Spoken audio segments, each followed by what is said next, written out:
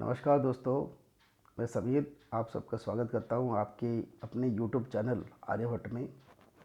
दोस्तों, आज हम डिस्कस करने जा रहे हैं कि एक स्क्वायर मैट्रिक्स का हम इन्वर्स कैसे निकालें बाय डायरेक्ट फार्मूला। उसका जो मैट्रिक्स इन्वर्स फार्मूला है उसको यूज़ करके हम कैसे एक स्क्वायर मैट्रिक्स का इन्वर्स मैट्रिक्स निकाल सकते हैं, वो आज हम डिस्कस करने जा रहे हैं। तो उससे पहले हम एक फार्मूला डिस्कस कर लेते हैं जो कि हमने प्रीवियस वीडियो में डिस्कस किया भी था अबाउट एडजॉइंट के बारे में। तो पहले हम एक स्क्वायर मैट्रिक्स ले लेते हैं ए, जिसका ऑर्डर है एन। तो हम जानते हैं अगर स्क्वायर मैट्रिक्स ए को मैं उसके एडजॉइंट के साथ मल्टीप्लाई करता हूँ जो कि कॉम्यूटेटिव होता है, मतलब ए का प्रोडक्ट एडजॉइंट ऑफ ए के साथ या फिर एडजॉइंट ऑफ ए का ए के साथ प्रोडक्ट, ये कॉम्यूटेटिव होता है। ये किसी भी क्रम में हम मल्टीप्लाई कर सकते हैं, ये दोनों हमेशा समान होते हैं और इन दोनों का वैल्यू भी समान होता है। किससे? एक स्केलर मैट्रिक्स से समान होता है। एक स्केलर मैट्रिक्स ऐसा एक स्क्वायर मैट्रिक्स होता है जिसके डायगोनल एलिमेंट सारे के सारे इक्वल होते हैं और यहाँ पे वो डायगोनल एलिमेंट एक स्पेशल एलिमेंट है, वो उसी मैट्रिक्स का डिटर्मिनेंट वैल्यू है। लेकिन ये फार्मूला कब काम में आएगा? जब वो मैट्रिक्स जिसका हम ये प्रोडक्ट निकाल रहे हैं वो नॉन सिंगुलर होना चाहिए। एक स्क्वायर मैट्रिक्स नॉन सिंगुलर तभी कहलाता है जब उसका डिटर्मिनेंट वैल्यू जीरो नहीं होता है। अगर इसका डिटर्मिनेंट वैल्यू जीरो हो जाए, अगर उस मैट्रिक्स का डिटर्मिनेंट वैल्यू जीरो हो जाए तो उस मैट्रिक्स को हम सिंगुलर मैट्रिक्स कहते हैं। और सिंगुलर मैट्रिक्स के केस में उस मैट्रिक्स का उसके एडजॉइंट के साथ का जो प्रोडक्ट होता है, जो मल्टीप्लिकेशन होता है, वो एक जीरो मैट्रिक्स, सेम ऑर्डर के जीरो मैट्रिक्स में कन्वर्ट हो जाता है। ठीक है दोस्तों, तो इससे हमको पता चलता है कि अगर हमको एक स्क्वायर मैट्रिक्स का इन्वर्स मैट्रिक्स चाहिए तो उसके लिए एक नेसेसरी और कंपलसरी कंडीशन होगा कि उस मैट्रिक्स का डिटर्मिनेंट वैल्यू जीरो नहीं होना चाहिए। इसका मतलब वो मैट्रिक्स नॉन सिंगुलर होना चाहिए। अगर एक मैट्रिक्स नॉन सिंगुलर नहीं होगा, अगर उसका डिटर्मिनेंट वैल्यू जीरो नहीं होगा, तब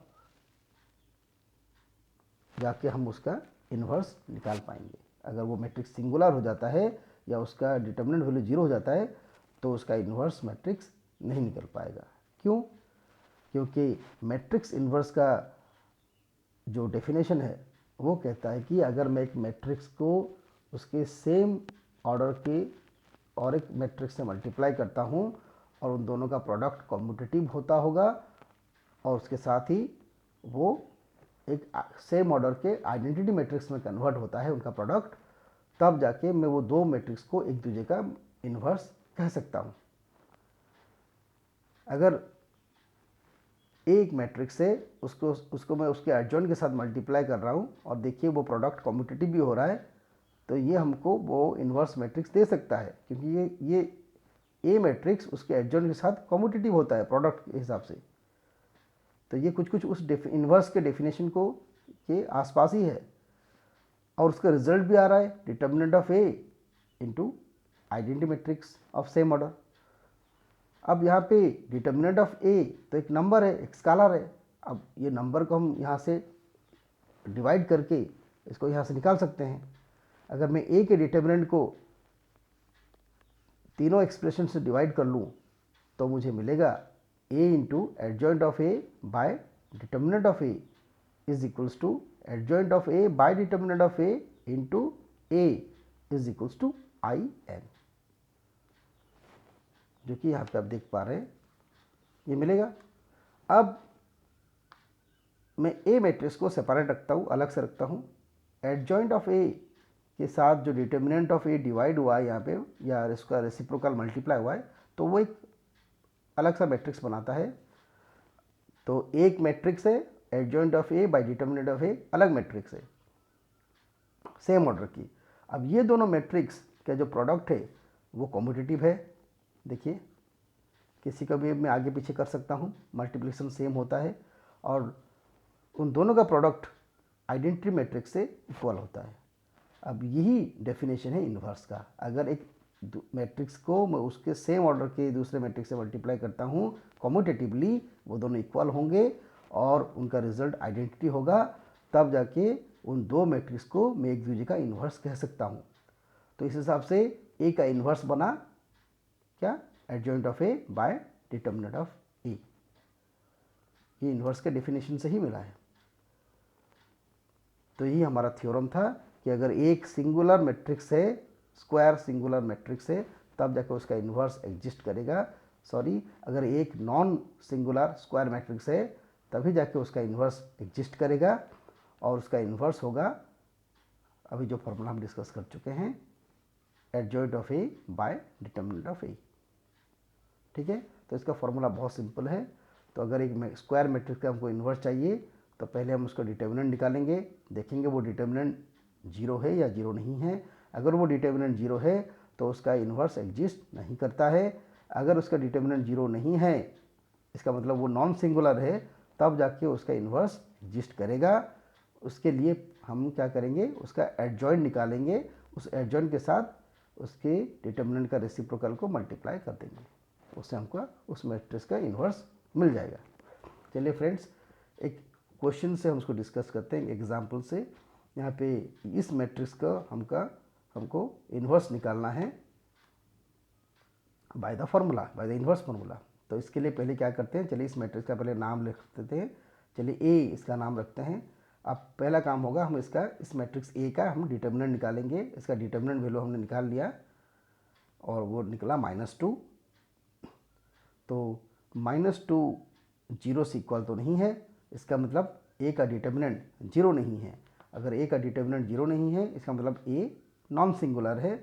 अगर ए एक नॉन सिंगुलर मैट्रिक्स है तो ए इन्वर्स एग्जिस्ट करेगा। हम ए इन्वर्स निकाल सकते हैं, ए इन्वर्स निकलेगा।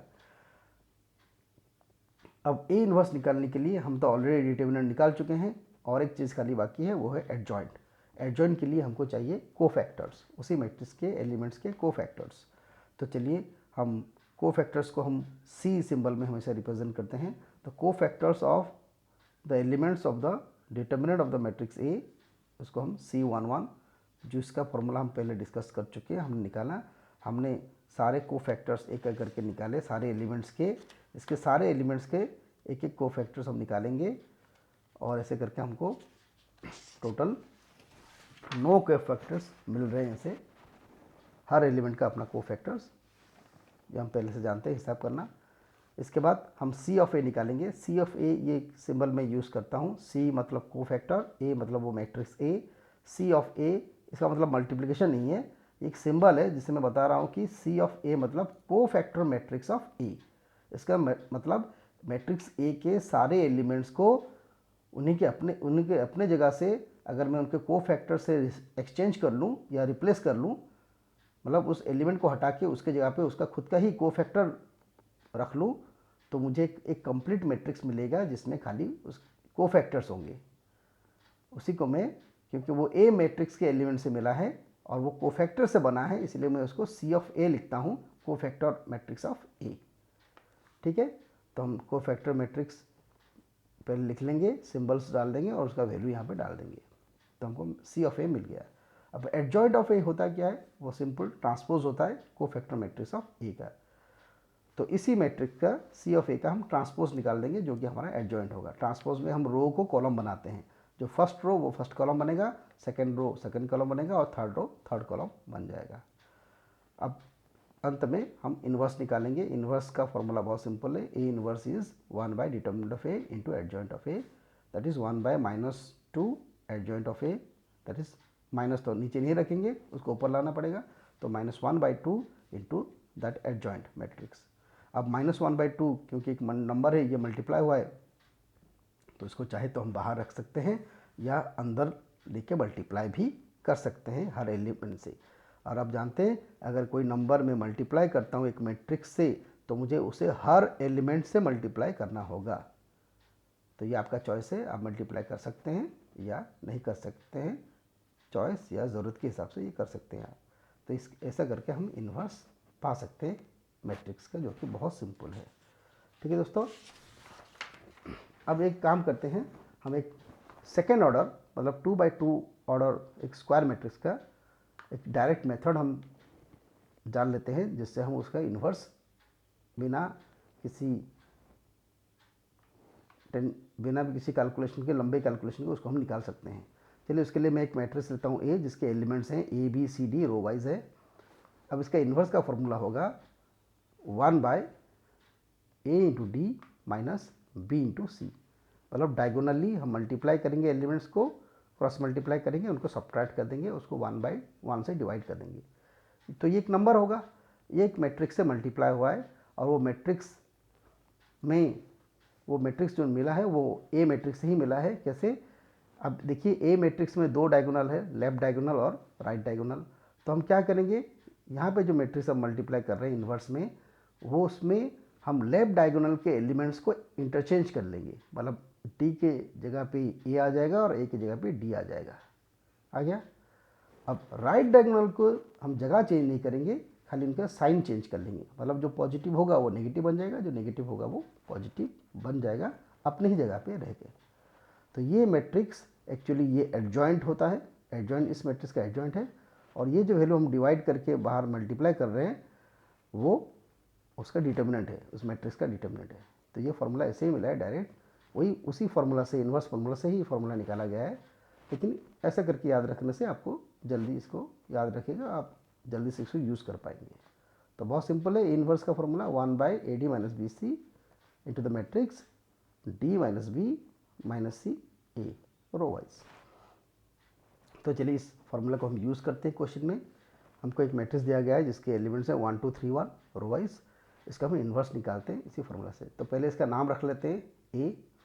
चलिए ए वो मैट्रिक्स है, अब मुझे ए इन्वर्स निकालना है। ए इन्वर्स का फार्मूला है 1/1 इंटू 1 माइनस 3 इंटू 2। ठीक है? अब वो जो मैट्रिक्स हम जिसको मल्टीप्लाई करेंगे उसमें लेफ्ट डायगोनल के एलिमेंट एक्सचेंज होंगे। अब यहाँ पे तो दोनों ही 1 है, सेम है, तो एक्सचेंज करने के बाद भी कोई फ़र्क नहीं पड़ेगा, ऐसे ही दिखेगा। राइट डायगोनल के हम एलिमेंट्स के हम साइन बदल देंगे, तो जगह वही रहेगा, साइन बदलेगा, तो ये -3 हो जाएगा और ये -2 हो जाएगा। अभी हम इसको कैलकुलेट कर सकते हैं। जो नंबर मिला बाहर उसको हम बाहर भी रख सकते हैं, या चाहे तो हर एलिमेंट से उसको मल्टीप्लाई भी कर सकते हैं। ऐसा करके हमको ए इन्वर्स मिल गया। एक सेकेंड ऑर्डर स्क्वायर मैट्रिक्स का ये डायरेक्ट फार्मूला था, जिसको हम यूज़ कर सकते हैं हमारे क्विक कैलकुलेशन के लिए। तो फ्रेंड्स, आशा करता हूँ आप इन्वर्स मैट्रिक्स का, एक स्क्वायर मैट्रिक्स का इन्वर्स निकालने के लिए जो उसके जो फार्मूला है, इन्वर्स फार्मूला है, उसके आप थोड़ा बहुत समझ गए होंगे। और ये वीडियो देखने के लिए आपका बहुत बहुत शुक्रिया।